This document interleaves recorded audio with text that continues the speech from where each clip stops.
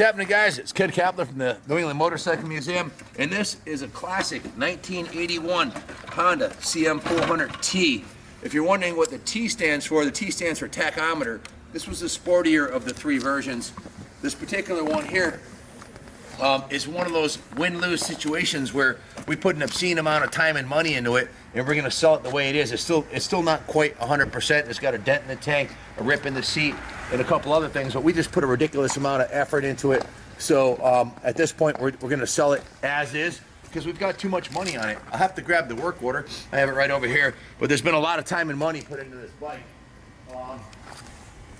In fact, because we love these Hondas, these vintage Hondas, sometimes I get in a little bit over my head, and the cup is half full. Rose-colored glasses, I should have taken these off because we invested way too much money in this bike. Our loss, your gain. We're going to sell it probably at a loss, I'm sure. I have a work order here with a bottom line of $2,961, which is substantially more than the bike's worth. Plus, on top of that, we bought the motorcycle. So this is one of those cases where the service guys and I didn't communicate enough, and they put a ridiculous amount of work into it. It's been through the detail shop and been completely detailed, so I have a 8-hour work order from the detail shop. They painted a bunch of components on the bike, cleaned up the rims, detailed it top to bottom, and I have a 15-hour work order from the service department. So the bike's been totally gone through. The good news is these are awesome bikes. They're pretty much bulletproof. In fact, this is one of the best handling little Hondas ever made. They race these in road racing, believe it or not. Right now it's set up for street cruising, but they put superbike bars on them and a cafe seat and some sticky tires. This particular motorcycle, this model, won the Class 4, which is 400cc street legal motorcycles at Laconia, New Hampshire, 2 years in a row, beating out all other 450cc or smaller four-strokes. Why? Well, it's a Honda motor, so they're absolutely bulletproof and they'll run forever. It's a 395cc overhead cam, air-cooled. It has 3 valves per cylinder, and it's a 360-degree parallel twin. The cylinders are vertical, and it has dual exhaust. So it also has a capacitor discharge electronic ignition, 5-speed chain drive manual transmission, telescopic forks on the front drum brakes. On the base model, the T model also, the T model with the tachometer also came with a disc brake in the front, so that was a bit of an upgrade. So definitely a classic. The bike's almost 40 years old. It's now 38 years old, so it's coming up on 4 decades. The bike has a set of shorty mufflers on it, give it a little more performance. It has original shocks, nice set of Dunlop qualifier tires. Looking at this is the work order I have here. I've got a 1-page work order of parts, and I'll start at the top. It's got a brand new Yuasa battery on it.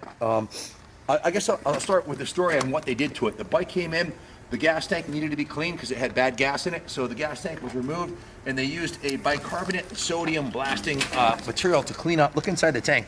It's nice and shiny inside of there now. This tank has not been glued or sealed. It's the original surface, just bare metal. They bicarbonate sodium blasted the gas tank, and then heading south from the tank, they put a brand new petcock in there. They brand new fuel line in there, and they took the carburetors apart, completely cleaned in the ultrasonic tank, and replaced a lot of the components inside the carburetor, including the diaphragm, the float needles. They put a brand new air filter in the airbox. They put new float bowls in it, and completely rebuilt the carburetors top to bottom, including the junctions in between the carburetors were all rebuilt. So, matter of fact, they did it twice. This is how we got in over our head. They took it all apart, redid the carburetors, and after they put it back together, they found it needed new diaphragms, which were like $50, so we had to order new diaphragms. So they got in a little over their head. Billy and the Dirt Bike Wizard, hindsight being 2020, we probably would have sold it as is. The bike as is was probably worth $600, $800. We dumped a ton of money into it, and we're going to lose our butt on it. So another thing that they did is they put a brand new chain on it, brand new drive chain. If you take a look at that, it's a new 530 by 102 chain. They also needed a side cover, so we found one of these on eBay for like $40. We ordered so I got that used off of eBay, and it matches pretty good. So it looks original. We put a new mirror on it because it was missing the mirror, and we also put brand new OEM Honda grips on here. The headlight assembly was damaged, and it had a crack in the bucket right here, so we needed a headlight in a bucket. So there went another $100+. And we also noted once I got done with it, these are rubber mounted right here. These bar mounts are rubber mounted, and they were really loose. So they put a brand new set of rubber bar mounts on there. The right turn signal was missing, so I think this one right here. So they bought a new turn signal for it, and then they put a new signal relay in it, so all the signals work. So I got 1, 2, 3, 4, 5, 6, 7, 8, 9, 10, 11, 12, 13, 14, 16, 20 different parts that they bought for the bike, totaling $690. And listen, they rode it up at 15 hours service. I know they have way more time into that because it was on the bench for like a week. They got frustrated, they pulled it off, and it still didn't run right, so they rebuilt, got the diaphragms for it, and they put it back on, and finally finished it and bought it up. And yeah, it's a good running classic, but I've got a work order here with 15 hours labor at $90 an hour plus $700 in parts. So it is what it is. Our loss, your gain. This would make a great starter bike if you're looking for a new rider. They're incredibly well balanced. In fact, balanced enough to win racing championships. Yet it's not intimidating. Low slung seat. If you're looking for a commuter bike for the city where you don't want to have a $10,000 bike sitting outside that might get vandalized, this would be perfect. If you're looking for a bike to put on the back of your camper, it's a Honda. It'll run forever. Tons of parts are available for it. If you want to customize it, the sky's the limit. You can make a bobber out of it. You can make a cafe racer. In fact, we have a CM400 on our channel that we made a kick-ass cafe racer out of. We stripped all this off the back, put a bobber seat on it, piggyback shocks, a quarter fairing. If you think we put a lot into this one, that one we put months into and probably lost our ass in that one too. So this is what I call a labor of love. We love old Hondas, so we went and did everything we needed to do to get it street ready again. So Kenny, is there anything you'd like to add about this bike? I mean, this is going to be a win-lose. We're going to lose money on it. Someone's going to get a decent bike. What are your thoughts? There's not much else. There's not much else to say. The twin double overhead cam Honda motors, they're proven. They were made forever up until 2009, I believe. They can run forever, and they're absolutely bulletproof. You change the oil and just ride the shit out of it. It's a precursor to the Nighthawk. This is what they started building, the 450 and 400 Nighthawks. I mean, other than that, guys, it's going to go up at a low. Buy it now, and in a close reserve, we could ship it anywhere in the States inexpensively. Message us your zip code for a quote. The economy model, the E model, had wire wheels and drum brakes. This one, the T model, has the Comstar mag wheels with the Dunlop GT qualifier tires. And it also has a tachometer and speedometer and the gauge cluster on it. So this was a step up from the other one. Hey, Pops, I don't have any cash to pay for the delivery. Could you spot me? I don't know. You guys took all my cash. So not only do I lose money all the time here, like here's the straight up truth. I spent $7 million building this motorcycle museum. I could have sailed off to Florida with my girlfriend and lived a life of luxury on the beach, but I chose to stay in Rockville and resurrect a 205-year-old factory and 2,500 motorcycles. So I'm not sure someday that's going to pay off, other than I got to spend a lot of quality time with my son in his awkward teenage years. Now he's 20 years old. So what do I owe you, pal? $30 even. $30. So another $30. What's that when I'm dumping $1 million a year in this place? So Bank of Dad. Bank of Dad. What's your normal tip for him? A couple dollars. A couple bucks? Hey, tell him the $50. Yeah. Okay. You know what? You got to do at least 10%, little buddy. Okay. You're lucky he doesn't spit on your food if you give him $2 to bring it down here. So the invoice is 30. 30. Yeah. He only gives you a $2 tip. Yeah, that's. What? And then he doesn't even You're talk being to me a after. cheap bastard. You only gave him a $2 tip. What kind of? Well, I didn't. You got to. I said a couple dollars, not $2. What are you talking about? It's $30. You got to do 10%. Hey, we hook you up. Is that right, brother? We hook you up. That's good. Here's an Look at that. $8 tip. Okay, that's over 20%. Oh, that's now what I'm Junior talking might be a little on the cheap side, and it's all about him. But Pops never. He didn't learn that from his dad. Okay. No, okay. I think. Yeah, then he gives me the $2. Doesn't want to even look at my face anymore. He doesn't even say thank you. No. Because he feels guilty. Wow, He feels yeah, guilty. probably. So, Guys, anyways, thank you very much. we got some pizza here. I got my knife. I'm gonna ruin his pizza party in a second, like I have before. So, anyways, back to this Honda. I mean, you could do a lot with this. You could put a cafe seat on it, bars and a quarter fairing, 2-in-1 pipe, custom shocks, whatever you want to do. It's a Honda.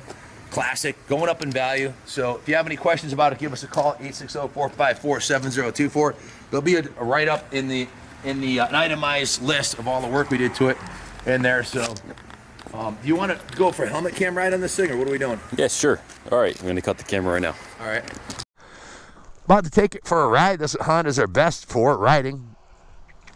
And as I say, you meet the nicest people on a Honda. So let's go find out if that's true. Electric start, fires right up, and off we go. What have we here?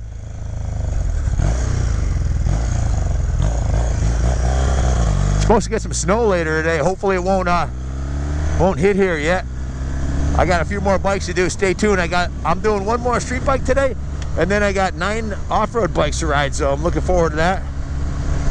This is a 6-speed transmission on this. I believe I'm 99% sure. Let me try it again. Maybe it's a 5-speed. First, second, third, fourth. Horn works nice. Fifth. It is a 5-speed. I'm sorry. Turn signals work beautifully. I believe I read in the work order it has a new turn signal relay. I know there's one new turn signal. It runs a little bit lean with the custom exhaust on it, so might want to put a bigger pilot or main jet in it, depending on where you live, and also the weather. It's really cold out. That affects the way bikes run too. But if you're looking for a bike, like I said earlier, around the city or around the country, without a big investment, that's Honda quality, this might be the bike. It's also small, light too. This only weighs about 328 pounds. And this would be great on the back of your RV or in the back of your pickup truck. There's tons of accessories available, backrests and luggage racks and luggage saddlebags. You can set this thing up with a fairing, make it a daily commuter. I'll bet it gets damn near close to 60 miles to the gallon too.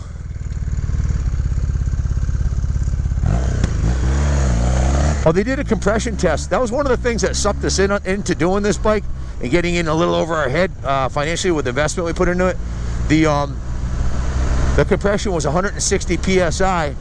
So with perfect compression and fairly low miles, only 20,000 miles, and it's a classic 38-year-old Honda, I figured why not.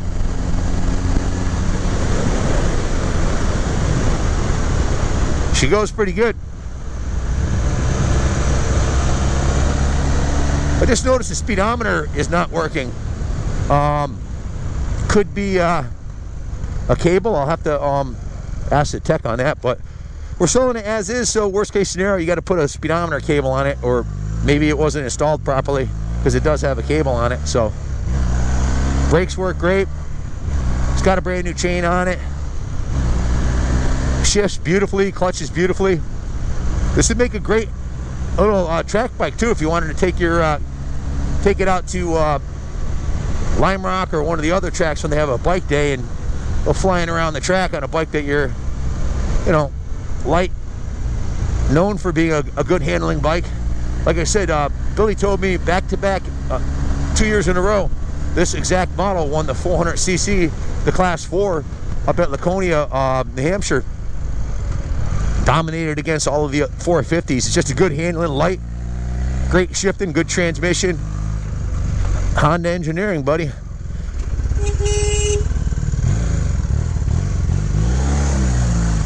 Getting cold out. I'm gonna need my snowmobile jacket later. Again, the turn signals work nicely. The high beam, low beam works great. Has a gauge cluster mounted choke on it. It does have a dent in the tank, but a good dent magician, I guarantee you could pop that right out. And a new seat cover is about $50. You can put a seat cover on this bike, and it does have a center stand. I think Kenny probably showed that in the pictures, which is great for cleaning the bike and so forth.